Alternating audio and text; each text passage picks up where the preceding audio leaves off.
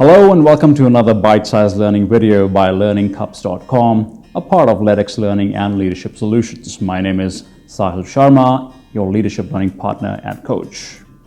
Another interesting topic came up as I was facilitating a session very recently, and the topic was about self-awareness and self-knowledge. So the interesting point that really came across audience was, what is the difference between the two? So what is the difference between self-awareness and self-knowledge? Because a lot of people were interchangeably using these two terms, and it became a point of conversation that there should be a difference between the two. These two represent two different stories. So I thought it'd be very interesting to share with you as well, in case we are also using these two terms interchangeably, which we should not. Let's see what the difference is. So let's talk about self-awareness first. The moment we say self-awareness, you go to any leadership intervention, leadership program, a training program, a learning program. We like to introduce some of the self-awareness pieces first as a part of adult learning principles. We believe that the more people are aware of their current status about a certain topic, the better they will become in understanding the continuum of their learning and the outcomes and the differences that they might feel later on. So the self-awareness piece is more about discovering yourself in different areas. It could be personal, interpersonal, or leadership. And again, the context depends, context matters. You can take up the same information and fit into different contexts. They'll start making sense in that particular context. People discover about the strengths. People discover about the challenges that they face. People discover about their own unique areas that they have either naturally or adapted. People learn about the development areas too. So that's the self-awareness piece. So what's self-knowledge? And that's step number 2.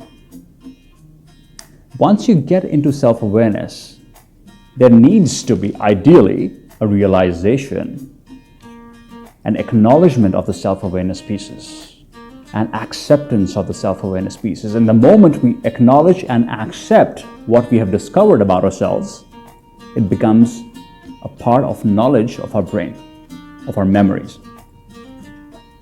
Now, the moment became knowledge, and I always like to break down these words, and probably you've noticed in the blogs as well that I keep sharing with you. If you really break down the word self-knowledge, self we understand, let's break down the word knowledge.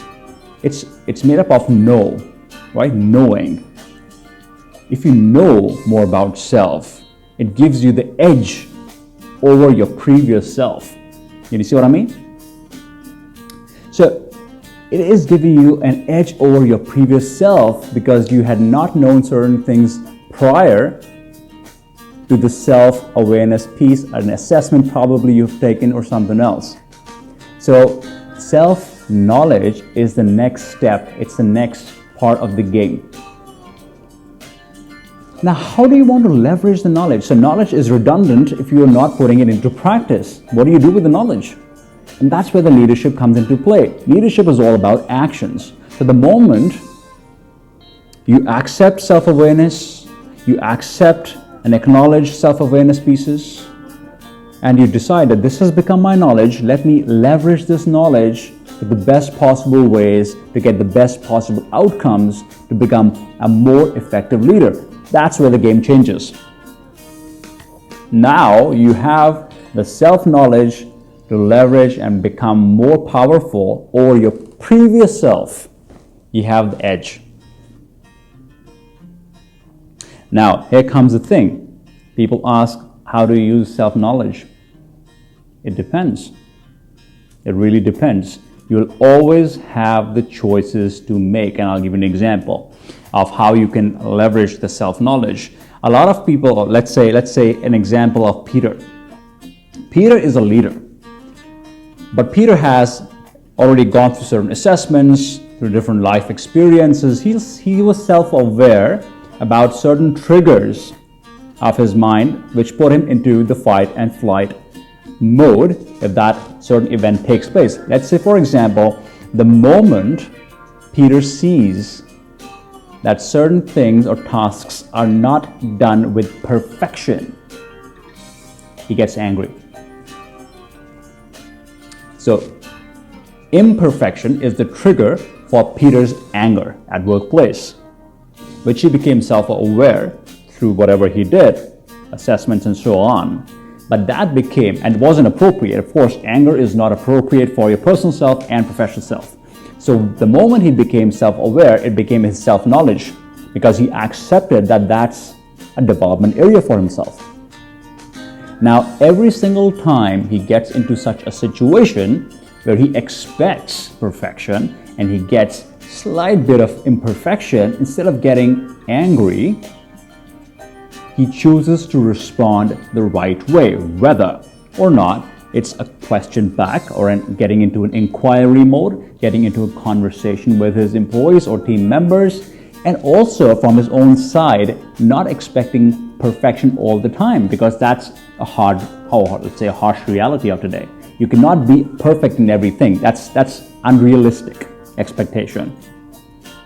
So that's how Peter would change his self-awareness to self-knowledge, and then self-knowledge is leveraged at the right moments to get the best outcomes. So he's not, instead of getting angry, now he is having a leadership conversation with people, being more empathetic, trying to understand why are people behaving the way they are behaving, so that they can come to common grounds, instead of just expecting things out of people that probably may or that might not be a competence or a skill or a strength that other person would have.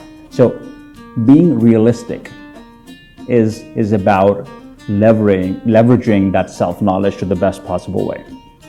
So hope you get that, and also get a chance to be more mindful of course, first getting into self-awareness pieces, and then being more mindful of using that self-awareness, turning into self-knowledge, and then leveraging in terms of practices that you embed on your job or in your personal life. If you haven't done any assessment in the past, or you feel like to refresh yourself through certain assessments, I have put or compiled certain free assessments that are available online on learningcups.com. Go to the free assessments tab, and you find a plethora of them there. If you want to do a personalized one, a leadership assessment with me, you can contact me at ledxlearning.com.